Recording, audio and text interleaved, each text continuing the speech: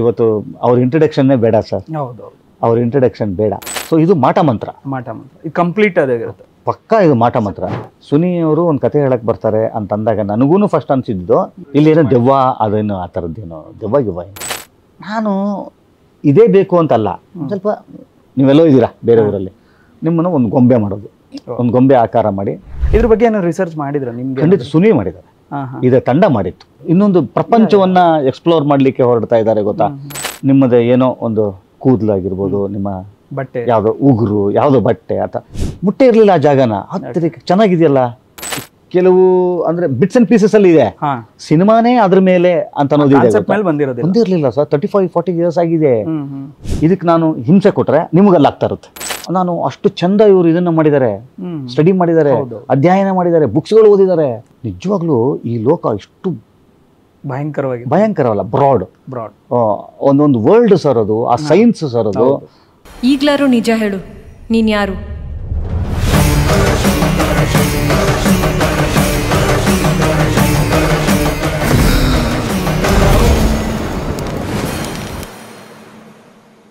Hi, hello, ನಮಸ್ತೆ. ಕನ್ನಡ ಫಿಲ್ಮಾಲಜಿಗೆ ಸ್ವಾಗತ. ನಾನು ನಿಮ್ಮ ನೀರಜ್. ಇವತ್ತು ನಮ್ಮ ಜೊತೆ ಅವತಾರ್ ಪುರುಷ ಜೊತೆಗಿದ್ದಾರೆ. ಬನ್ನಿ ಮಾತಾಡ್ಸ್ತಾವನ. ಅವತಾರ್ ಪುರುಷಗೆ ಸ್ವಾಗತ ಸರ್. ನಮಸ್ಕಾರ ಸರ್. ಅವತಾರ್ ಪುರುಷ ಸರ್, ಹೇಗಿದ್ದೀರಾ? ಚೆನ್ನಾಗಿದೆ ಸರ್, ಚೆನ್ನಾಗಿದೆ. ಪಾರ್ಟ್ 2 ಹೇಗೆಲ್ಲ ಸಿದ್ಧತೆ ನಡೀತಿದೆ ಸರ್? ನೋಡಿ, ಪಾರ್ಟ್ 2 ನಮ್ಮ ಕೆಲಸ ಮುಗೀತು. ರಿಲೀಸ್ ಅನ್ನೋ ತನಕ ಯಾವುದೇ ಸಿನಿಮಾ ಆದ್ರೂ ಕೂಡ ನಮ್ಮನ್ನು ಕೇಳೋದು ಅದು ರಿಲೀಸ್ ಆಗೋ ತನಕ ಮಾತ್ರ. ರಿಲೀಸ್ ಆದ ನಂತರ ಪ್ರೇಕ್ಷಕರು ಉಂಟು, ನೀವು ಉಂಟು, ಸಿನಿಮಾ ಉಂಟು. ನಿಮ್ಮೆಲ್ಲರ ಹಾರೈಕೆ ಆ ಸಿನಿಮಾದ ಮೇಲೆ ಇದೆ.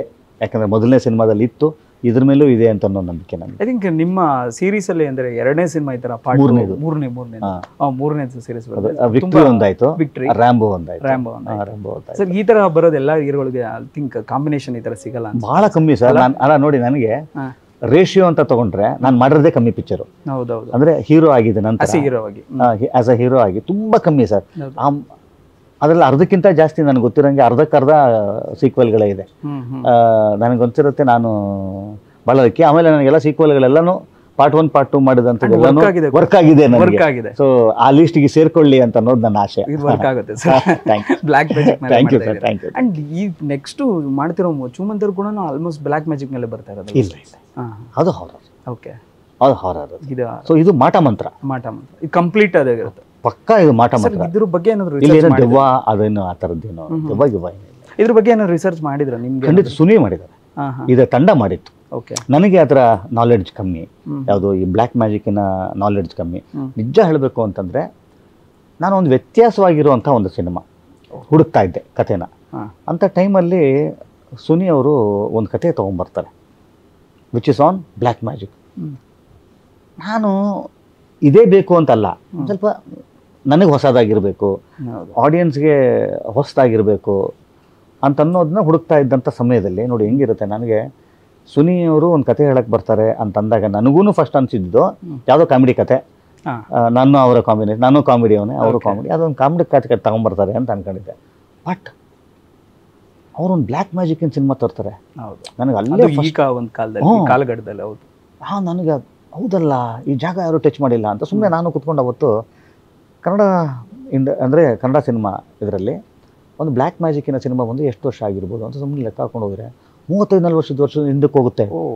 ಲೈಕ್ ಶ್ರೀನಾಥ್ ಸರ್ ಅವ್ರದ್ದು ಒಂದು ಮಾಡಿದ್ದು, ಸುಂದರ್ ಕೃಷ್ಣ ಸರ್ ಅವ್ರು ಮಾಡಿದ್ದು ಅದೇ ಲಾಸ್ಟ್ ಫಿಲ್ಮ್. ಅದಾದ ನಂತರ ಅದು ಇಲ್ವೇ ಇಲ್ಲ.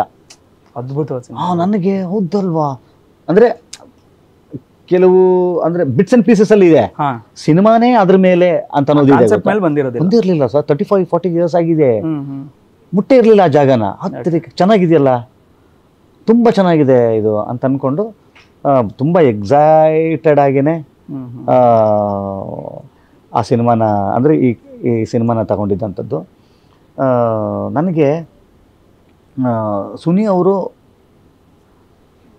ತಮ್ಮ ಕ್ಷೇತ್ರದ ಜೊತೆಯಲ್ಲಿ, ಅಂದರೆ ಅವರ ಕಾಮಿಡಿ ಅನ್ನೋ ಕ್ಷೇತ್ರದ ಜೊತೆಯಲ್ಲಿ ಇನ್ನೊಂದು ಪ್ರಪಂಚವನ್ನ ಎಕ್ಸ್ಪ್ಲೋರ್ ಮಾಡಲಿಕ್ಕೆ ಹೊರಡ್ತಾ ಇದ್ದಾರೆ ಗೊತ್ತಾ. ಅದು ನನಗೆ ಆ ಥರದೊಂದು ಶಕ್ತಿ. ಸುನಿ ಅವರೇ ಇವತ್ತು ಅವ್ರ ಇಂಟ್ರಡಕ್ಷನ್ನೇ ಬೇಡ ಸರ್, ಅವ್ರ ಇಂಟ್ರಡಕ್ಷನ್ ಬೇಡ. ಸೊ ಆ ಥರದವರೊಬ್ಬರು ಹಿಂಗೆ ಹೋದಾಗ ಕತೆ ಹೇಳಿದ್ರು ನನಗೆ. ನಿಜವಾಗ್ಲೂ ಈ ಲೋಕ ಇಷ್ಟು ಭಯಂಕರವಾಗಿ ಭಯಂಕರವಲ್ಲ, ಬ್ರಾಡ್ ಬ್ರಾಡ್ ಒಂದೊಂದು ವರ್ಲ್ಡ್ ಸರ್ ಅದು, ಆ ಸೈನ್ಸ್ ಸರ್ ಅದು, ಒಂದು ಸೈನ್ಸ್ ಅದು ಇಷ್ಟು ಚಂದ ಅಂದರೆ ಅಷ್ಟು ವಿಚಾರಗಳಿದೆ ಅದರಲ್ಲಿ.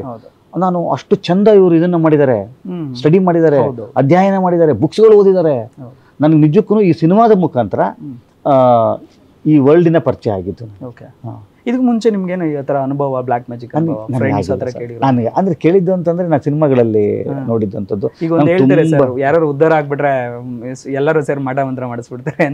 ನನಗೆ ತುಂಬಾ ನನಗೆ ಸಿನಿಮಾಗಳಲ್ಲಿ ನೋಡಿ ನಮಗೆ ಇವಾಗ ಮೊಬೈಲ್ ಇದೆ, ಟಿವಿ ಇದೆ, ಸೊ ಎಲ್ಲಾನು ಇವತ್ತು ರಿಮೋಟ್ ಅನ್ನೋ ಅಂಥದ್ದು. ನನ್ನ ಯಂಗರ್ ಡೇಸಲ್ಲಿ ಮೊಬೈಲ್ ಇಲ್ಲ, ಸೊ ರಿಮೋಟ್ ಆಗಿ ಕೆಲಸ ಮಾಡುವಂಥದ್ದು ಇಲ್ಲ. ಹೌದು, ತುಂಬಾ ಅವಾಗ ಹೊಸದು.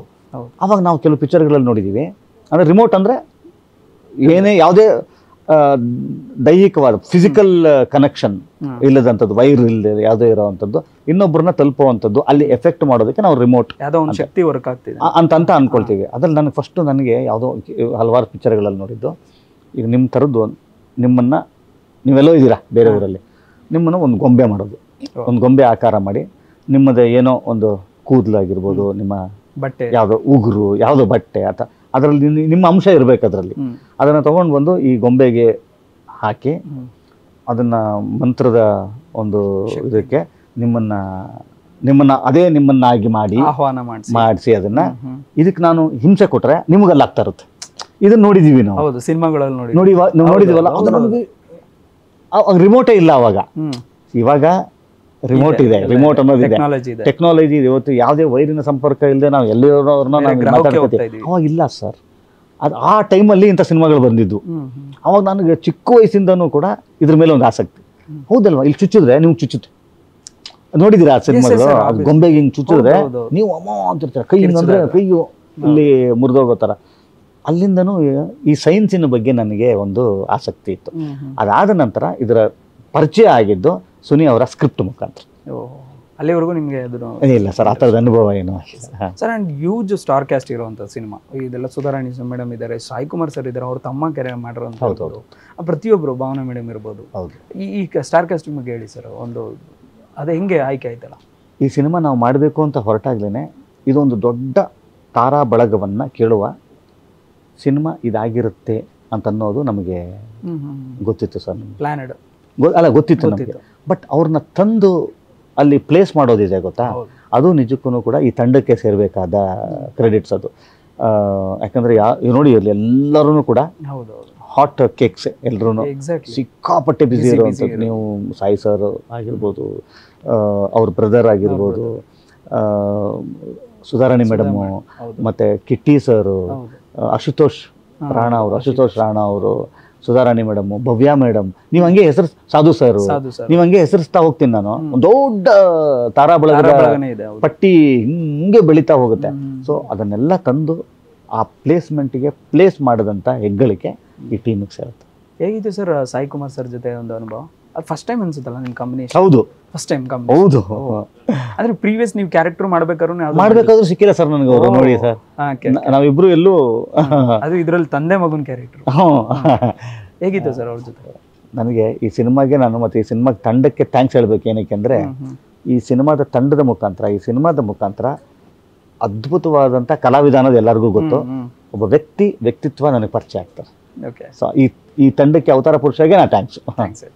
ಆ್ಯಂಡ್ ಇದರಲ್ಲಿ ಮಾಡಿದಂಥ ಡ್ಯಾನ್ಸ್ ಬಗ್ಗೆ ಹೇಳ್ಬೇಕು ಸರ್. ನೀವು ಒಂಥರ ಡ್ಯಾನ್ಸ್ ಮಾಸ್ಟರ್ ಆಗ್ಬಿಟ್ಟಿದ್ರೆ ಈಗ. ನಿಜವಲ್ಲ ಸರ್, ತುಂಬ ಕಡಿಮೆ ಆಗ್ಬಿಟ್ಟಿದ್ದಾರೆ. ಅಂದರೆ ಹೀರೋಸ್ಗಳಲ್ಲಿ ಈಗಿನ ಕನ್ನಡ ಇಂಡಸ್ಟ್ರಿಯಲ್ಲಿ ಅಷ್ಟು ಕಡಿಮೆ ಮಾಡ್ತಾ ಇದ್ದಾರೆ. ನೀವು ಮಾಡ್ತಾ ಇದ್ದೀರಲ್ಲ ಸರ್ ಈ ಏಜಲ್ಲಿ. ಯಾವತ್ತೂ ಕೂಡ ಕನ್ನಡ ಚಿತ್ರರಂಗ ಡ್ಯಾನ್ಸ್ ಮಾಡುವ ಕಲಾವಿದರುಗಳ ಕೊರತೆ ಯಾವತ್ತೂ ಇಲ್ಲ. ನನಗದೇ ಭಯಾನಕ ದೊಡ್ಡ ಡ್ಯಾನ್ಸರ್ಸನ್ನು ನೋಡಿರುವಂಥ ಪರದೆ ಸರ್ ಇದು. ಇಲ್ಲಿ ನಾನು ಒಬ್ಬ ಡ್ಯಾನ್ಸರ್ ಆಗಿ ನಾನು ಹೆಂಗೆ ಗುರುತಿಸ್ಕೊಳ್ಳೋಕೆ ಸಾಧ್ಯ? ಯಾಕಂದರೆ ನಾನು ಎಲ್ಲ ಸ್ಟೇಜಲ್ಲೂ ಹೇಳ್ತೀನಿ, ಇವಾಗಲೂ ಹೇಳ್ತೀನಿ, ನಾನು ಡ್ಯಾನ್ಸ್ ಕಲ್ತಿಲ್ಲ. ನಾನು ಎಲ್ಲೂ ಕಲ್ತಿಲ್ಲ ಸರ್. ನಾನು ಯಾವುದೇ ಥರದ ಪ್ರಾಕ್ಟೀಸು ಇಲ್ಲವೇ ಇಲ್ಲ ಸರ್ ನನಗೆ. ಸೊ ಆಮೇಲೆ ಚಿತ್ರರಂಗಕ್ಕೆ ಬರಬೇಕು ಅಂದಾಗ ಇದರ ತಯಾರಿ ಎಲ್ಲ ಮಾಡ್ಕೊಳ್ಳೋ ಅಂಥದ್ದು ಸಹಜ. ನಾನು ಫಸ್ಟ್ ಆಫ್ ಆಲ್ ನಾನಿಲ್ಲಿ ಬರಬೇಕು ಅನ್ನೋದೇ ಪ್ಲ್ಯಾನ್ ಇಲ್ಲ. ಇಂಡಸ್ಟ್ರಿಗೆ ಬರೋದು ಪ್ಲಾನ್ ಅನ್ನೋ ಪ್ಲಾನ್ ಅದೆಷ್ಟೋ ಎಲ್ಲ ಇದರಲ್ಲಿ ನೋಡ್ತಾ ಇರ್ತೀವಿ. ಭಾಳ ಆಕ್ಸಿಡೆಂಟಲ್ ಆಗಿ ಬಂದಂತ. ಲಾಸ್ಟ್ ಟೈಮ್ ಕೂಡ ಮಾತಾಡಿದ್ದನು. ಆಯ್ತು. ಅದಾದ ನಂತರ ನಾನು ಶುರು ಮಾಡಿದ್ದು ಆ್ಯಸ್ ಎ ಕ್ಯಾರೆಕ್ಟರ್ ಆ್ಯಕ್ಟರ್, ಒಬ್ಬ ಕಾಮಿಡಿಯನ್ ಆಗಿ. 100 ಸಿನಿಮಾದ ಜರ್ನಿ, 10 ಇಯರ್ಸ್. ಅಲ್ಲಿ ನಮಗೆ ಡ್ಯಾನ್ಸ್ ಮಾಡುವ ಅವಕಾಶ ಕಮ್ಮಿ. ಸೊ ಕಲಿಯುವ ಅವಕಾಶನೂ ಅಗತ್ಯನೂ ಅನಿವಾರ್ಯತೆಯೂ ಕಮ್ಮಿ ಇರುತ್ತೆ. ಅವಾಗ ನಮ್ಗೆ ಹೆಂಗೆ, ಆಮೇಲೆ ತುಂಬ ಬ್ಯುಸಿ ಬೇರೆ ಅವಾಗ. 1 ಸಿನಿಮಾ 2 ಸಿನಿಮಾ 3 ಸಿನಿಮಾ ಅವಾಗ ಎಲ್ಲಿ ಫಸ್ಟ್ ಆಫ್ ಆಲ್ ಅದರ ಅವಶ್ಯಕತೆ ಕಮ್ಮಿ ಇದೆ ನನ್ನಿಂದ. ಅಂದರೆ ಡ್ಯಾನ್ಸ್ ಬರೋದು ಯಾವುದೋ 5 ಪಿಕ್ಚರ್ ಒಂದೊಂದು ಸಿನಿಮಾ ಬರ್ತಿತ್ತು, 3 ಸಿನಿಮಾಗೆ ಒಂದು ಡ್ಯಾನ್ಸು. ಅದ್ರಲ್ಲಿ ಏನು ಪುಟಾಣಿ ಇದೆಲ್ಲ ಒಂದು ಬರೋದು, ಅದಕ್ಕೆ ಒಂದಿಷ್ಟು ಮೂಮೆಂಟ್ಸ್ ಕಲ್ತಿದ್ದು. ಸಾಂಗ್ಸೇ ಕೊಡ್ತಾ ಇರಲಿಲ್ಲ ಅನ್ಸುತ್ತೆ ನಿಮಗೆಲ್ಲ? ಹಂಗಲ್ಲ, ಇರ್ತಿದ್ವಿ, ಬಟ್ ಎಲ್ಲೋ ಇರ್ತಿದ್ವಿ. ಬಟ್ ನಮ್ದೊಂದು ಪೀಸ್ ಇರೋದಲ್ಲ, ಅವಾಗ ನಾವು ಅದೊಂದಿಷ್ಟು ಕಲ್ತಿಟ್ಕೊಂಡ್ಬಿಟ್ಟಿರ್ತಿದ್ದೆ.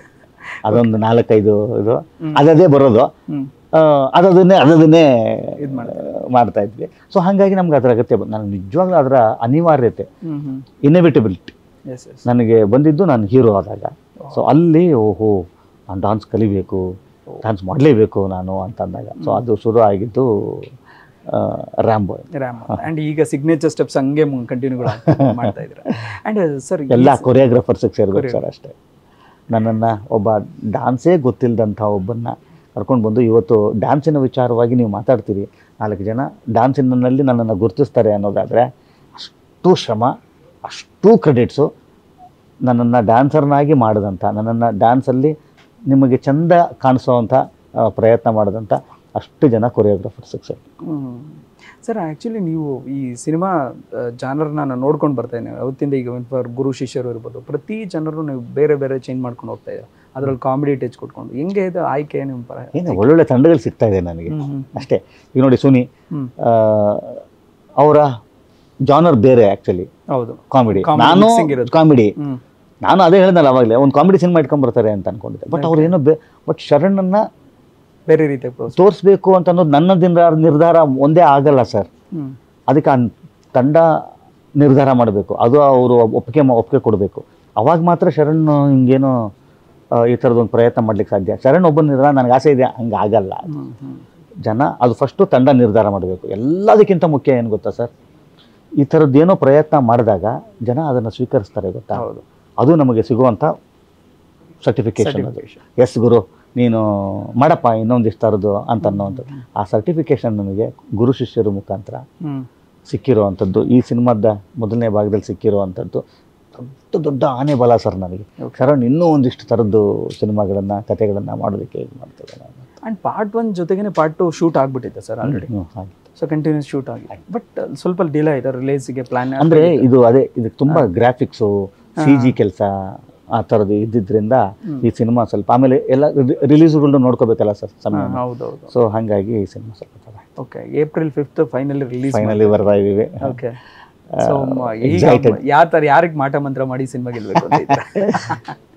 ಏನೂ ಇಲ್ಲ ಸರ್, ನಾನು ಹೇಳೋದು ಜನಗಳ ಪ್ರೀತಿಗಿಂತ ಒಂದು ದೊಡ್ಡ ಆಶೀರ್ವಾದದ ಮಂತ್ರ ನಮ್ಗೆ ಇನ್ನೇನು ಬೇಕು. ಸೊ ಇವತ್ತು ಅವರೆಲ್ಲರ ಪ್ರೀತಿ ನನ್ನ ಮೇಲಿದೆ, ಈ ಸಿನಿಮಾದ ಮೇಲಿದೆ, ಅಷ್ಟು ಸಾಕು ನಮಗೆ. ಈ ಸಿನಿಮಾನ 5ನೇ ತಾರೀಕು ಅವ್ರ ಮಡಿಲಿಗೆ, ನಿಮ್ಮಗಳ ಮಡಿಲಿಗೆ ಇಡ್ತಾ ಇದ್ದೀವಿ.